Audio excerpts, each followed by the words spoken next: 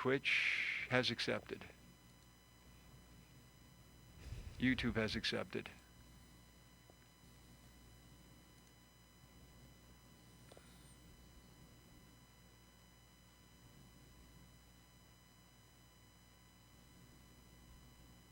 Facebook has accepted.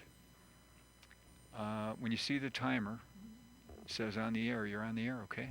Okay, thank you. Here we go. I'm wondering. Oh, you are using the light. Yeah, well, I did figure it gives a slight. It does. It gives a slight boost to your image. Yeah. Yeah. It makes you look more radiant. What is this? A 750 lumens? No, that's the 300 lumens. I didn't want to blast you out with a 750 lumens. Okay, here we go. Watch the timer.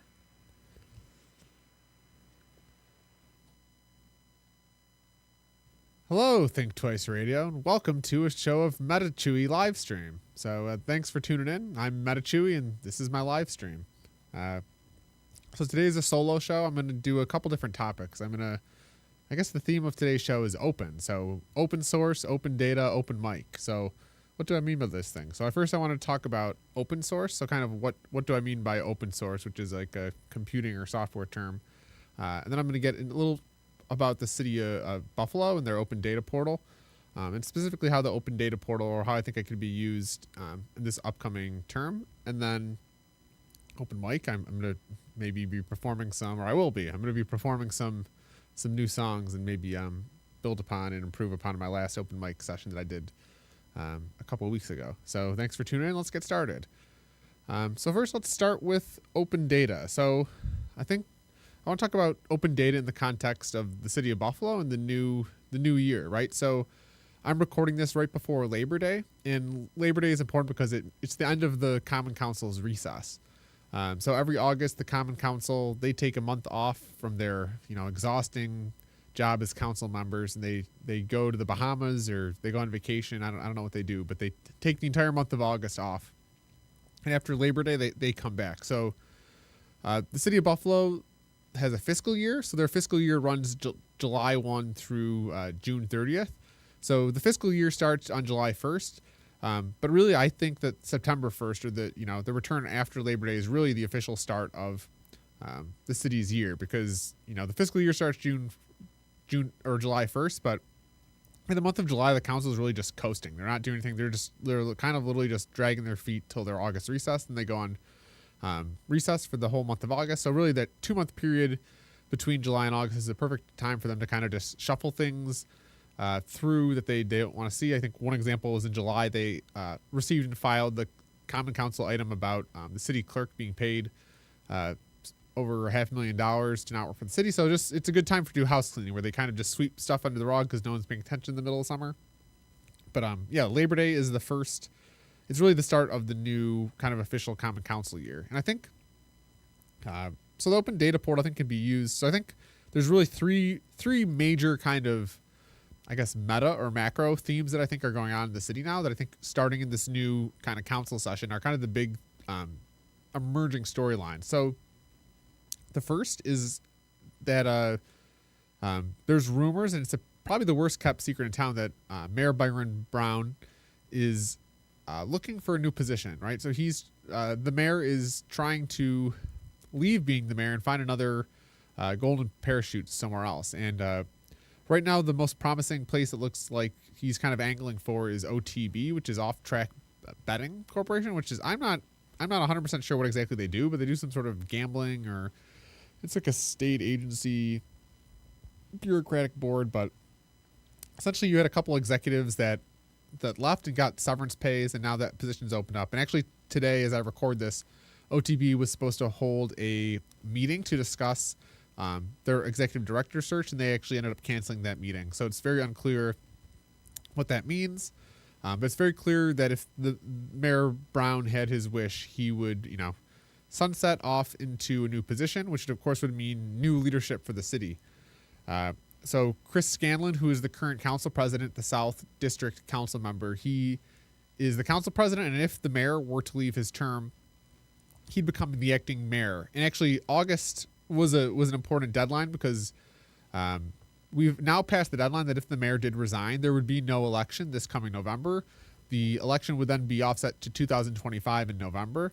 So we're past the deadline now that if Mayor Brown did resign, Chris Scanlon, the South Council member, would become acting mayor for over a year term. So, and it's kind of clear that that's what they were hoping to do. The mayor wasn't going to leave any sooner because he kind of wanted to hand off the position to Council Member Scanlon. And even Council Member Scanlon, he's been doing fundraising. It's been very clear they've been having events where he's meeting and greeting with the developers and the powers that be in the city to kind of position himself as the new mayor. So that's kind of one thing that's going on, right? So we have this kind of in the background, the mayor's angling to leave, which would, create a whole downstream effects, right? You'd have then, a new mayor, but then also the council president position would come open. So that would mean there'd be a new council president would need to be appointed. The South District seat would then be open, and who knows what kind of that seat, what that shuffleboard looks like. And so that's kind of the major thing that's happening right now. And it's kind of tied to the second thing that's going on now is the looming budget crisis, right? So fiscal year 25, or all the American Rescue Plan dollars need to be spent or earmarked by the end of 2024. And right now, as I record this, it's August 2024. So there is this pending looming budget crisis where essentially the American Rescue Plan dollars are running out, and the city has no way of paying for the budget. So we are really heading towards, a financial reckoning. This has been, in the making for years, if not decades, and we're finally here where the Common Council and the mayor in tandem have been working and kind of plugging budget holes with this American Rescue Plan money, and that's coming to a head at the end of the year because starting in fiscal year 2025, the city, or calendar year 2025, the city will no longer be able to use American Rescue Plans to hide dollars. Or to plug budget holes. So there's been a whole bunch of things going on where there's been some stories of the city of Buffalo sending out letters to club owners and like music venue hosts saying that they're going to start charging them fees. So the city is looking for all sorts of creative ways to generate revenue. So whether that's reviving old fees that are off the book that were written 100 years ago, the city is really looking for ways to come up with new creative sources of revenue. One thing that hasn't been discussed is cutting expenses. It's really about, how can we generate new revenue? So those are the two things. You have, the mayor looking to offboard. You have this budget crisis. And I think the third most important story that's going on right now and thing that's going on in the background is the reassessment, which is tied to the budget crisis, right? So the city is in the middle of their reassessment project. And starting around Labor Day, all homeowners in the city of Buffalo should be getting letters from the Department of Assessment and Taxation related to their assessment. So my understanding is that on Labor Day, the Department of Assessment and Taxation will be sending out letters to homeowners with their new assessed value. And then that starts the whole process of petitioning to appealing or accepting your assessment.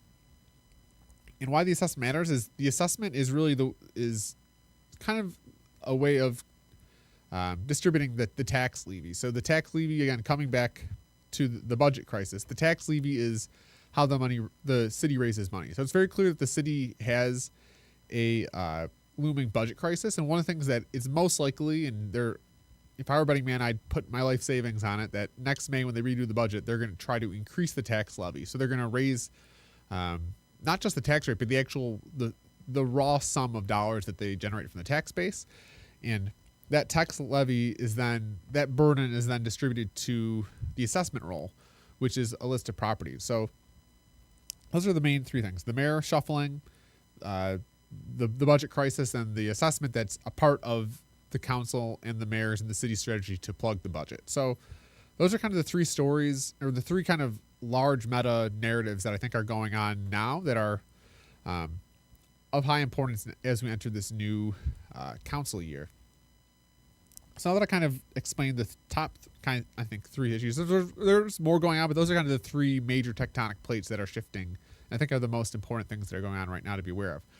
So now that I've kind of explained that segment, I do want to talk about open data, right? So how can we use open data to inform ourselves and to kind of push back against the closed source council? So maybe this is a good time for me to talk about open source and closed source. So what do I mean by that? Open source and closed source. Those are kind of software terms. Obviously, we know it open and closed, right? Open door, closed door. But yeah, closed source, what I really mean and what is really meant by closed source is kind of like, almost think of it as like a private software, or it's a software that, the people that make it don't share that information with anyone.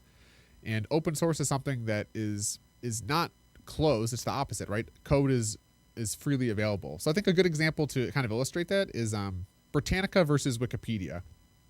So for the Zoomers out there, you might not be familiar with Britannica, but Britannica is, if you've ever been to a library too, sometimes, a Britannica is essentially like an encyclopedia. There's this company, Britannica. I don't know if they're a company or that's just the brand. They would come out with books from A to Z, from 0 to 1, about every single topic you could think of. It was kind of like, an encyclopedia. And every year they'd come up with a new Britannica set with new updated information. And I think Britannica is a good example of closed source, right? There was this company that hired writers that wrote content that was then the Britannica Encyclopedia.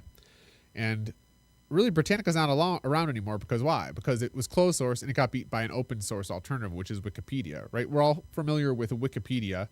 And Wikipedia is kind of the opposite of Britannica, of its open source, right? There's no company, there's no writers that are hired. There's, anyone online and, anyone on the globe that's interested can start contributing and writing an article. It's open to anyone, which has its own issues, but it's very hard for open source, or it's almost impossible for closed source to compete with open source. One, because closed source is much more expensive, right? It's very expensive to maintain a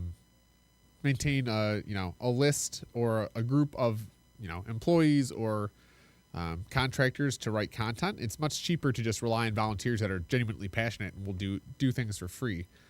And then just the scale, right? Closed source, you have to hire people, whereas open source, if you open up to the whole internet or to the whole world, you just have a much larger base, contribution base. So I'm very interested in the idea of open source and closed source, because I think right now, my understanding, and anyone that's interacted with City Hall just realize that it's closed source, right? We have 9 council members and a mayor, and even the council, right? They're closed source. All the council members are either former council members, former employees of council members. It's a very closed off culture, whereas it's not. I'm very interested in helping to build an open source Buffalo. Really, how can we open up City Hall and open up operations? I think, we used to have at-large council members. I'm interested in how can we make almost an at-large, how can we make ourselves all at-large council members and kind of open up the council to, the broader city. So I think one example is open data. I do want to kind of touch back to the reassessment project. So with the reassessment going on, there's a couple ways that the open data portal can really help inform our decision. So this is the open data portal, data.buffalonewyork.gov. And again, I want to kind of talk about the reassessment. So there's a couple data sets on here that are very helpful to this reassessment and arming ourselves with information. So if you click on the city data tab, this has a list of data sets from all over the city. And there's a couple on here that are very important that I just wanted to give people a tour of, so people have, so people are aware that it's even a resource to us. So I think the first one to be aware of on here data set is the current assessment role. So if you search current assessment role on the open data portal, this query will return a whole bunch of things. The one I'm interested in is this current assessment role, which I'll get into. But even larger, so there's, I don't know if it's in Spanish. That's a new, there might be some bugs because I've never seen the Spanish data sets. But maybe let's just search. Okay, so we'll dive into the current assessment role. So what is the current assessment role? The current assessment role, and this is called current assessment role 2425. This is the city's current assessment role, as it says. So what's the assessment role? The assessment role is essentially just a list of all the properties in the city of Buffalo.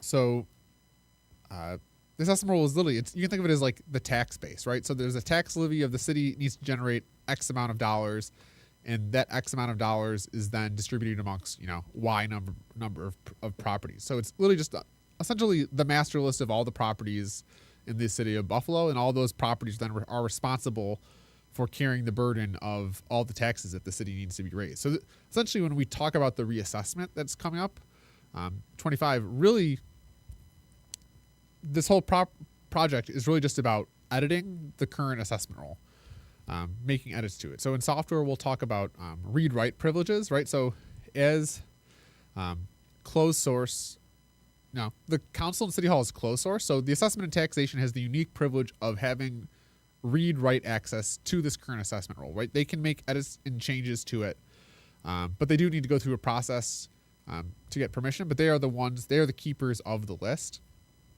And I think the current assessment roll is probably the most important data set on the open data portal. And one thing that's great about the open data portal is it's made this information publicly available to anyone. The Department of Assessment and Taxation, their staff, they have an army of employees. Essentially, their main job that they still do, 1990 style, like it's 1984, is they generate an actual paper list of the assessment roll, and they print it out on paper. And I'm a millennial, so it's even predates me, but they print it on the paper that's like that has perforated edges with the little circles on it. It's like large rolls. It's not paper like an 8.5 by 11 sheet from a normal printer. It's like old school paper. But they do still go through this process where they generate a paper list that if you want, you can go down to City Hall to the Department of Assessment and Taxation and ask to look at the assessment roll. And they will literally probably open up a book or walk you to some dusty room and open up a piece of paper and show you paper. But the open data portal is great because that exact paper roll is now available online 24/7, 365 to anybody on the internet. So this is the current assessment roll. This is probably the most important data roll because, again, this is kind of has information about, it has a list of every single property and then detailed information about every single piece of property. So I want to walk people through the assessment roll. So again, there's 93,000 or 93.6 thousand rows. So each of those is a unique property. So there's over 93,000 properties that make up the assessment roll for the city of Buffalo. And each of those is a property. So this assessment roll, 88 columns, right? So this is really a very robust data set, especially by data standards. It's 93,000 rows by 88 columns. So it's fairly big and has information. So a couple I think attributes that people need to be aware of is SBL and print key. Those are like the unique identifiers, or those are like you might see those on your tax bills too. Those are like the ways that the city uniquely identifies each property. So this data set has tons of information. It has your address, front and depth, so the actual width of your parcel, different information like your tax district, property codes. So there's 93,000 parcels, but there's different types of property classes, right? So most people are familiar with commercial and residential, right? So each property gets assigned kind of a code which determines its use. So if you are zoned or if you have a residential property class, you can't just build a building there. So there's commercial, there's industrial, there's commercial, residential. There's all types of codes, but so there's multiple different property types in the city. It's not just homes, it's businesses, it's any property within the city limits of the city of Buffalo. So it is owner information and mailing addresses, which are, from my experience, even with our city, they are current, but they're not to the minute current. It's really, this data set is posted in July, and the city system like interfaces. It's some really opaque process where how the owner information gets from I think it's the state that maintains the owner rolls. So if you go down and do a property transaction at the clerk's office in the county, that it's definitely a lag between the owner. So I think the owner and mailing address are important because the city doesn't actually know who the homeowners are. When I was at the city, I was the data person. The way that we would calculate a homeowner was if the owner's mailing address matched the address of the property. So, for example, if you lived at 123 Main Street and your mailing address was at 123 Main Street, we would do a match. If those two values matched, we'd say, yep, you are mailed and you live at the same address. You are a homeowner, which is not perfect, and but it's that's one thing that's concerning is the city doesn't actually know who a homeowner is and who it isn't. But that's kind of the process they do. So yeah, this is other information too. I won't get too deep into house numbers, mailing address, deed information, even actual characteristics of the building itself. So how much first floor area, second story area, does it have attic space? What type of heat source is it? Very granular information about the properties. So essentially, this data set, and why that kind of matters is right when the assessor or the Department of Assessment and Taxation is doing the reassessment, they take a look at your whole property, right? So do you have a second floor? Is your heating, gas, or is it a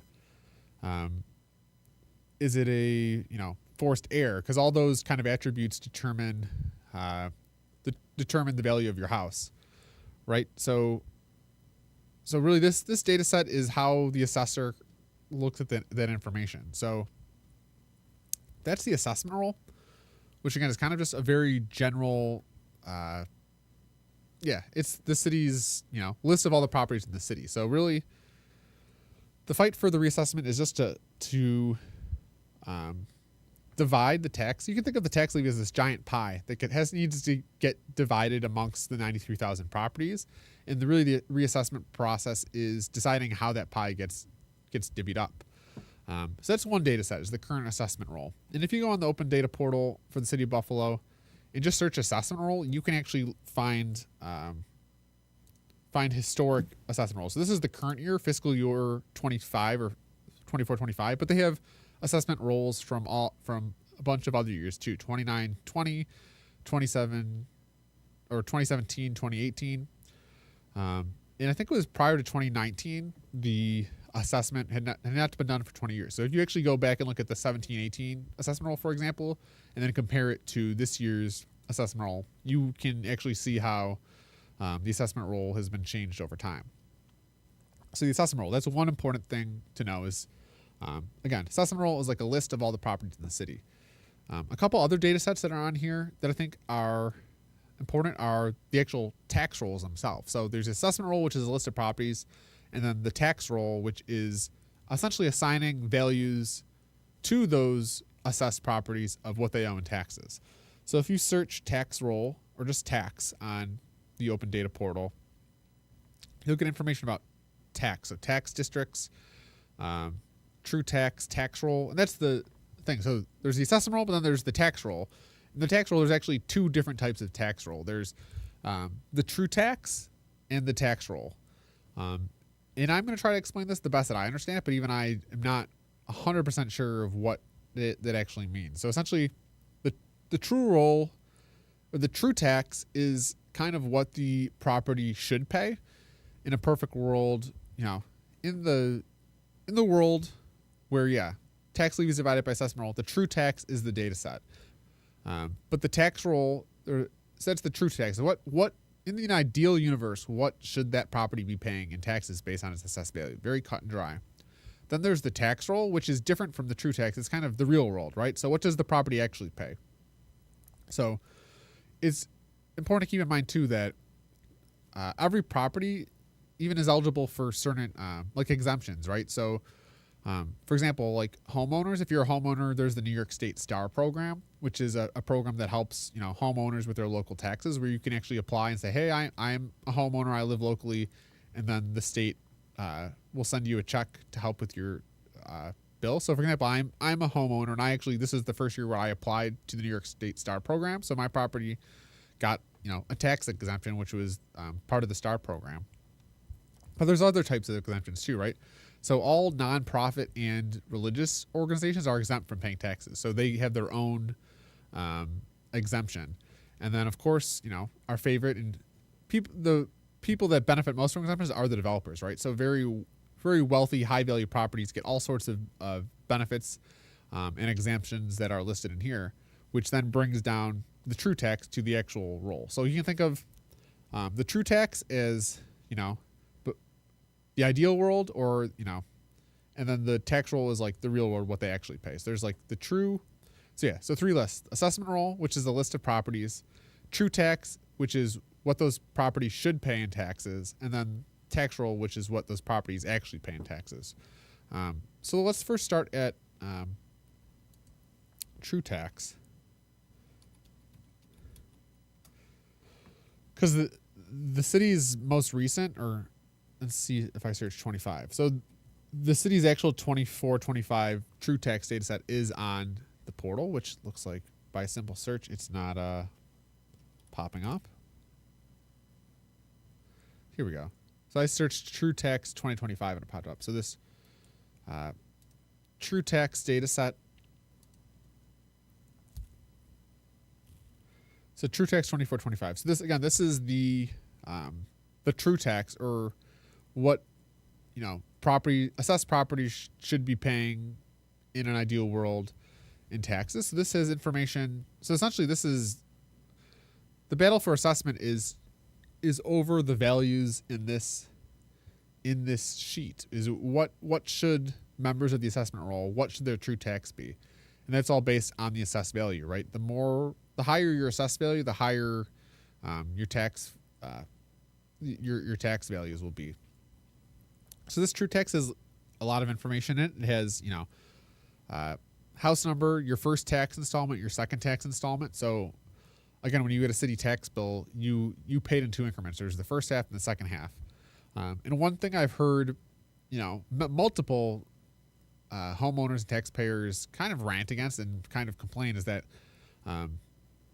city tax bills are all or nothing, right? You either pay the full tax bill or you pay nothing at all. The city is not capable of taking, for example, say you owe $100 for your first installment. You can't go to City Hall and say, I have $50. Can I pay $50? They can't take it. You either pay the full amount or you don't pay anything at all. That, from my understanding, is the actual city's back-end system. It's too complex for the city to track all that information, right? So if you pay $50, then once you become late on your tax bill, your tax bill starts generating arrears, which is based on interest. So for example, if you have a $100 first half tax bill and you only pay $50, and then once you become late, then your actual arrears starts collecting interest, and that interest is based on how much you owe. But the reason this calculation becomes tricky or complicated for the city is, say you pay $50 and then you pay $10 a month later, and then $20. So as your bill fluctuates, so how much you owe fluctuates or comes down, the city is constantly has to calculate how much interest you owe based on that period of time. And it's much easier for the city to just say all or nothing. You owe interest on all your tax bill, or you paid it and you don't owe anything. Because I think the chief information officer, he calls it an on-the-fly calculation of one thing that was very shocking to me when I was at City Hall is that if you walk into City Hall and you ask, how much do I owe in taxes, or how much do I owe in interest today on my tax bill? No one in the entire building can tell you. You could go to every single department, every clerk, every single person in every department, every computer analyst, how much do I owe in taxes today in interest? And no one in the whole building can tell you, because it requires that the chief information officer's brother, who is the admin for the system, creates an on-the-fly calculation. So again, the city's back end it's run on Munis, which is really an ERP or an enterprise resource planning system. It's very bureaucratic, and it's essentially, not capable of doing the math required. That would require, them tracking all 93,000 plus properties, how much they paid, how much they have not paid. So again, if you allowed taxpayers, which would be much more convenient, right? Especially for lower and moderate income people, if you could allow them to, to chip away at their tax bill over time instead of having to know everything. The city's IT system and softwares and people and resources are not capable of doing the math to make that happen. It's much easier. 0, 1, you either paid full or you didn't, and then they can generate interest payments from there. So So that's kind of a sidewinding rant, but I think it's important to kind of see behind the scenes of, yeah. And that's one thing that why I'm passionate about the open data portal, especially working at the city, is this information is not perfect, right? It is not perfect information. It's messy, it's sloppy. There's problems with the actual data on the open data portal. But this data is better than any data the city. This is the city's best data they have. It's not perfect, but it's the best they have. It's better than anything they have in their own system. So the more people that we can get using this data and fluent, the more organizations, the more community-based organizations, activists that can get familiar with it, really, by you becoming familiar with the open data, you become more knowledgeable than anybody in the city, because this is the best data that they have. So this true tax, it has information about, first tax installment, second tax installment. Then it breaks down the tax burdens between, city tax, local tax, star tax, school tax, sewer tax, tax arrears, sewer arrears, veteran exempts, age exempts. So again, this true tax has information about all the tax amounts and all the exemptions that each property has. Which this is true tax, and then tax roll is very similar. So if we again go back to the true tax 2025 and just go to let's go to tax roll. Tax roll 2025. And again, somebody correct me if I'm wrong, because I'm not 100%. I don't work in assessment and taxation. I just am doing my best to explain much here. But this is the data set that reflects the taxes owed by assessed properties after exemptions are applied. So this is really, you can think of, true tax is what the property truly owes, where the tax roll is what the city actually pays. Or you can think of this as almost the true tax roll. So the tax roll 2025, this has information very similar. This has information about, how much, where the true tax says, your property, I'm making up numbers, is assessed at $100,000, you owe $100 in taxes. This data set in the tax roll will show you your property's assessed at $100,000 and you pay $0 in taxes because you have $100 in exemptions. Very similar to the tax roll, but slightly different in the content of the information. Again, this is total general taxes, just very in-depth information about the tax roll. And these are sitting here on the open data portal 24/7, 365, waiting to be used and waiting to be available for anyone to use. So I'm very interested myself in, especially as we move towards, I have some questions. Let me hold my thought. But yeah, I have some questions. Hey Mick, thanks for the questions. I have a couple questions that a user has sent in. So yeah, if you're listening, I have. Did they kick you out of the Common Council meetings? In other words, 2 sets of books. The mayor and the Common Council take all the money. Yes, the Common Council and the mayor, they do take all the money. And was I kicked out of a council meeting?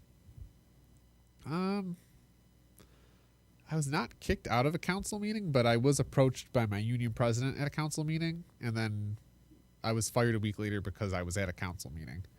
And I've recorded stories about why I was fired, but essentially Tracy Healy, who's my union president, or was my union president, my perception is that she wears a double hat. So when she saw me in the council chambers, she didn't kick me out there, but I think she went and she ordered the Common Council to record me. But yeah, we have two kind of, and again, the Common Council, my understanding too of the Common Council is there's their true job and what they actually do, right? Their true job is they're supposed to be writing legislation for the city and really being the board of directors, like providing strategic oversight for the city. What they actually do in reality is something more like answer phone calls and cut ribbons. So they're really just whack-a-moles to their constituents. And even there's been some things lately, which is kind of eye-opening, is that the Common Council has started filing items at their own meetings, asking the city's, and I'm a little rusty, the law department corporation council. They're asking the corporation council to write laws for them, where it's like, no, you're the legislative body. You write laws, and the corporation council can like provide, advice or guidance on how those should be written or the verbiage. But you're the actual ones that write the laws, not the corporation council. So yeah, I think so again, coming back to one of the most important things, which is the actual, the reassessment, right? Reassessment 25, our city's, emerging fiscal cliff. Really, the reassessment is all about these data sets, right? It's all about the tax roll, the true tax. It's about what are the values in those rolls, what property owes what each property gets its unique share of the burden, the tax burden, and then they pay it. And the assessment and taxation, they're calling it like equitable development. Let's see if I can pull up their actual City of Buffalo reassessment. So they call it here's the city's actual website, 2025 reassessment project. So again, this is timeline. They have a whole timeline. Now, they started this in 2023 with a project commencement date. And again, we are approaching this, let's see, September 1st, 2025, sewer rent bill. Sewer rent bills generated based on the new final assessed values. That's 2025. So, sorry, we're 2024. So we're approaching this September 3rd, 2024, assessment disclosure notice mailing. So real property tax law requires property owners to be mailed a disclosure notice describing the changes in their property's assessed value and any estimated tax impact because of those changes. So again, we're coming up towards this date, September 3rd, 2024, where the city is essentially making, closed source read-write edits to the assessment roll and then mailing it to the homeowners and saying, yay or nay, we've changed what we feel your property's worth and what your property owes in taxes. You can either accept it, which most people honestly will just get what the reassessment office, and not even the reassessment. It's not the reassessment office that's doing the reassessment. It's actually they've hired consultants that I think are making a couple $1 million to do it for them.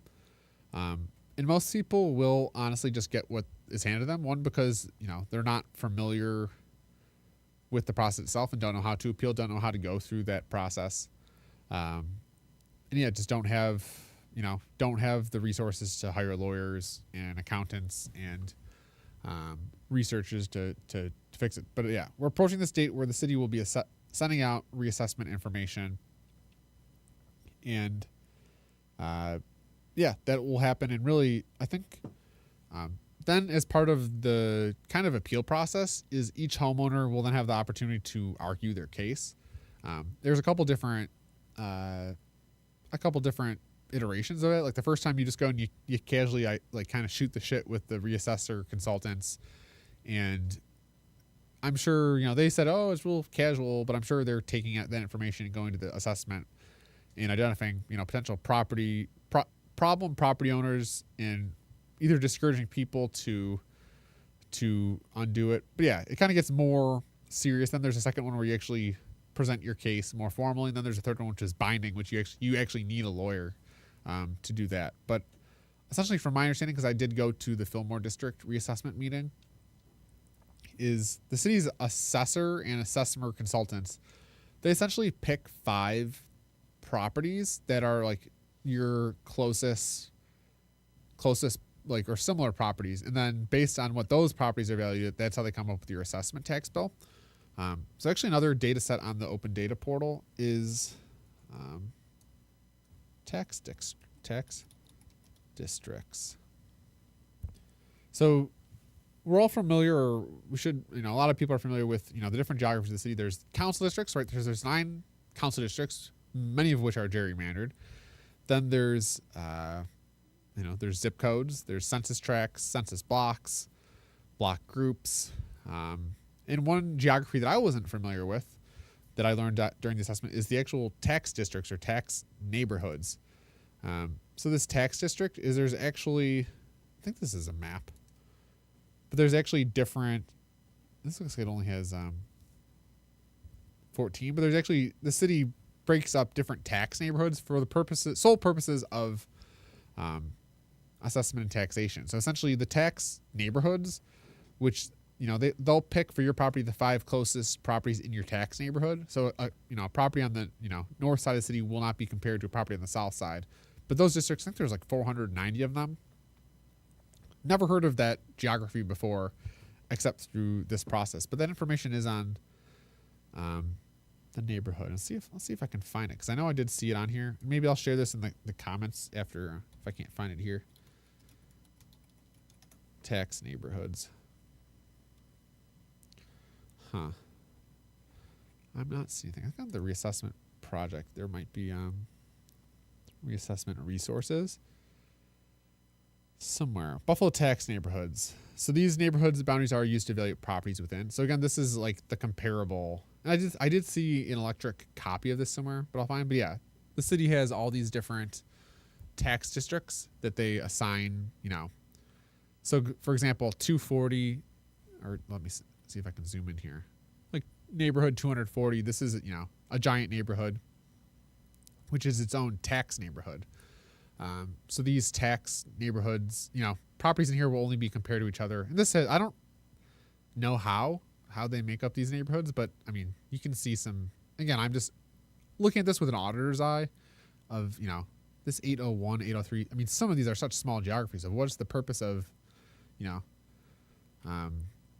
or even this one, look at this one, 160, which I think these were, so yeah, there's all these tax neighborhoods. Some of them look curious. But I'm sure, the assessment taxation could probably explain to you why they are this way. But that's the thing, is this process isn't really purely mathematical and purely quantitative. There is a lot of qualitative and politics, right? It's politics. So I know the council, they work to make sure that their friends and their families and their buddies that donate to their campaigns have the inside track and are fully informed, whereas most poor working class everyday people will know nothing about this. And one example is these tax neighborhoods. So I'll see if I can find the actual link, because there is an actual electronic copy where you can get machine readable files of these tax neighborhoods. So I'll share those in the comments or on this after. But yeah, it's another important thing to know is these residential tax neighborhoods. And again, some of them are big, which creates the problem of one of these wide geographies that the assessor and taxation is using to compare properties. I mean, the larger the geography, just the more real variation there is between different properties. So, pip.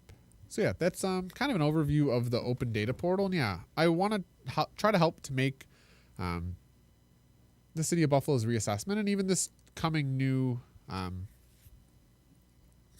council year more open source. And I think I am. I mean, one thing I can start talking about now is I actually have bought the domain opensourcebuffalo.com. So it's very early stages of its development, and I will be developing it more. But I have, for example, right now, as I record this, I do have a visualization where I took data from the city's open budget website and then visualized it by department. So we can help see real-time city data. So for example, I took data from the budget and visualized it based on kind of the current spending. So each of these is the department that are a budget line on the actual budget that the city publishes. So common council, city clerk, mayor and executive, audit and control, and then essentially just took the information of what was budgeted and what has actually been spent now. And then, yeah, this is updated so that in real time, this information, so the city updates its budget data set once a week. So this was last updated on August 22nd, 2024. And yeah, it's just interesting. I don't know, right? Some of the information's interesting because yeah, you can just see things like the Department of community services. I mean, some departments, right, have already spent 30+% of their budgeted, their full year's budget. Other departments, haven't even taught. So this is just one example of, how we could potentially use the city's open data. And yeah, it's not perfect, but I'll probably be working to, and I know I shared some visualizations on Twitter where I just kind of showed on Twitter, certain progress. So let me know if there's anything you're interested in. I'm going to try to be making some maps too for the assessment role, because I think one thing that I'd really like to know too is, what, especially of geography, what neighborhoods carried the burden in the last assessment, which neighborhoods now carry the most of the tax burden, and then certainly which properties aren't carrying their fair share. Because I think that was, I think that was a big part of the council's or the reassessment project was, they used the words equitable assessment, equitable assessment, equitable assessment. And really, when you actually get down into it, there's many properties that are, not paying their equitable or their fair share. So, for example, one is like the Pagula's Harbor Center, which is like right downtown. It's, right where the Sabres play. There's, people renting ice rinks. There's hotels there. There's a bar. There's people spending money left and right. And that actual property, I think, has a $44 million assessed. Doesn't pay $1 in taxes, right? They have $44 million of value, but $44 million in exemptions, and they pay $0 in taxes. So essentially, if you pay $1 in city tax, you're paying $1 more than the entire Harbor Center, which I'm sure the powers that be could probably rationalize that. But as we head towards this fiscal cliff, the days of that being really acceptable, that, some of the highest valued properties in the city don't pay $1 in taxes, especially when they're generating, lots of revenue. That's just old school thinking that is not going to be tenable anymore, especially as we head down this budget cliff. And I think one of the things I fear too is that homeowners, especially low and moderate homeowners and the working class people of the city, will be asked to carry more of the tax burden, right? So they're going to be most likely raising the actual tax levy. And at the same time, they raised the tax rates this past cycle. So again, your assessed value is going up. So what your house's taxed at is going up.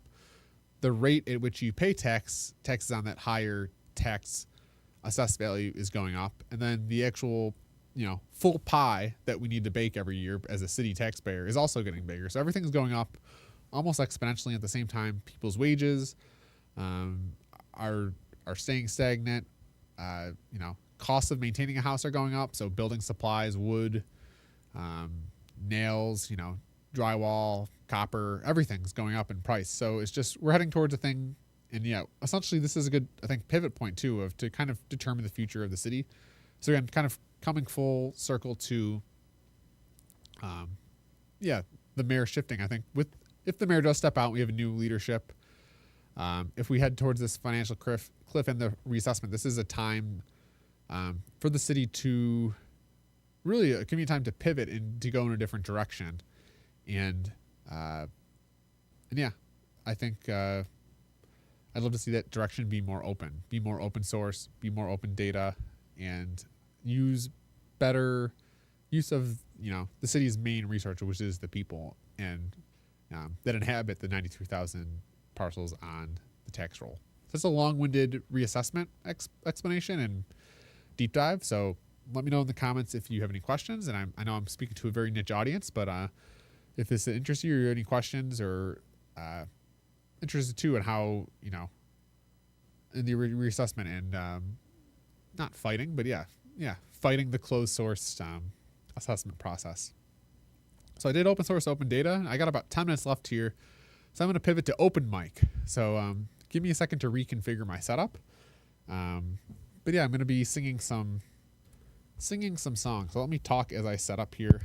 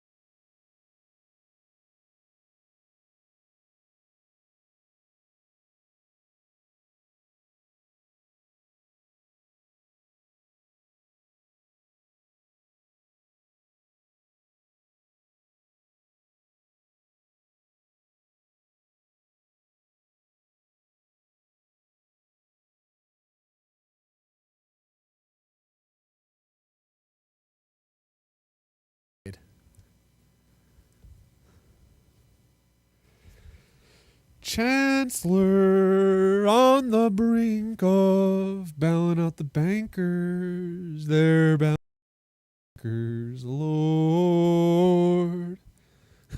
Okay. Fade to darkness. Chancellor